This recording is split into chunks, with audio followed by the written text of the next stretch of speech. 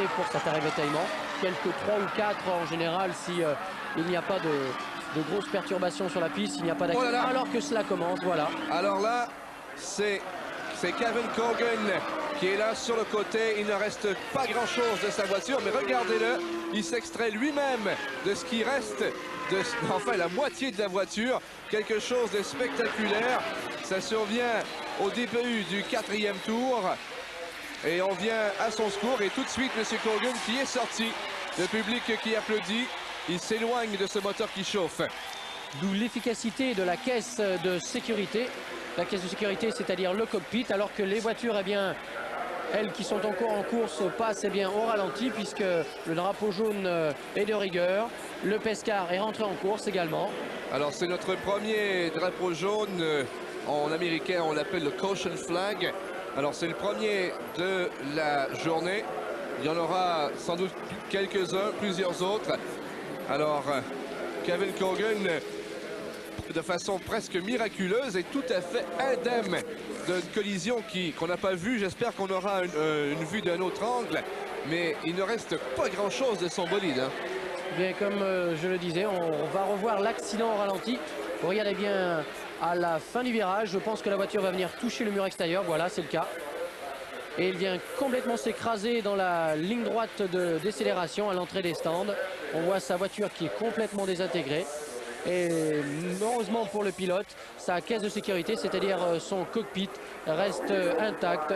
C'est une bonne chose. Il faut dire que depuis près d'une dizaine d'années, que ce soit en Formule 1 ou en IndyCar, eh bien on se bat pour que la sécurité du pilote soit améliorée. Et renvoyer une superbe vue de cet accident. Alors regardez la caméra qui est placée juste à l'entrée de l'allée des stands. Regardez.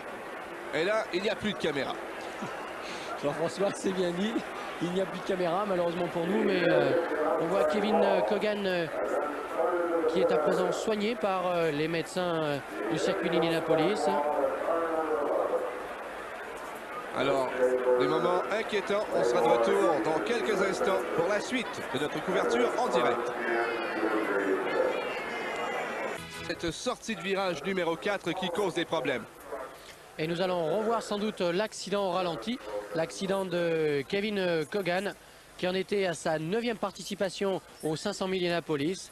Il n'a terminé qu'une seule fois la course, mais il a terminé en 2e position. C'était en 1986, alors que les autres officiels sont encore sur la piste, en train de la nettoyer. Il y a des débris, bien sûr, on le devine partout. François, il y a 10 ans à peine, un pilote se serait tué pour moins que ça. Mais le choc est d'une violence absolument incroyable. La voiture est littéralement déchiquetée. La voiture passe donc d'une vitesse de 250 voire 300 km/h. On la voit toucher le muret extérieur et elle revient vers le muret intérieur, celui de la ligne droite des stands. Et la voiture va se désintégrer à ce moment-là. Le moteur va complètement se détacher du cockpit, ce qui est une bonne chose finalement. Et heureusement pour le pilote, eh bien, sa caisse de survie va rester intacte. On voit le pilote qui est ballotté à droite et à gauche. Ce sont des images impressionnantes. Mais heureusement, eh bien, pour l'intérêt de la course, Kevin Colgan va sans doute s'en sortir à moindre mal. Et le réseau américain qui perd là-dessus l'utilisation d'une de ses caméras puisqu'elle sera heurtée de plein fouet par cet amoncellement de débris qui s'amène en ligne droite. Voilà, ça vient directement vers vous.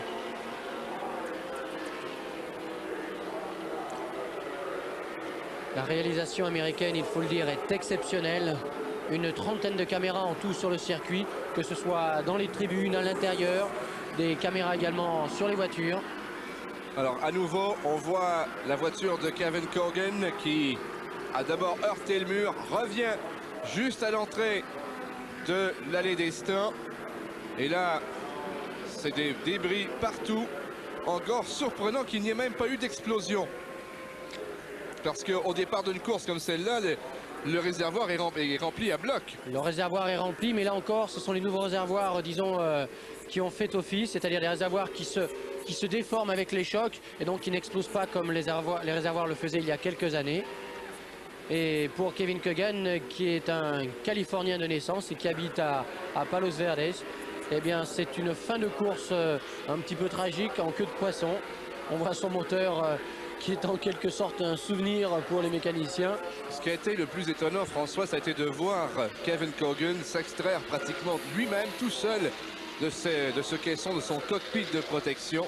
Et j'ai cru vraiment qu'il n'allait pas pouvoir s'en sortir, mais on a eu une très très grande surprise. Pendant ce temps, bien sûr, l'épreuve se poursuit. C'est sous le drapeau jaune, un peu comme ça se fait en NASCAR. On roule à vitesse réduite.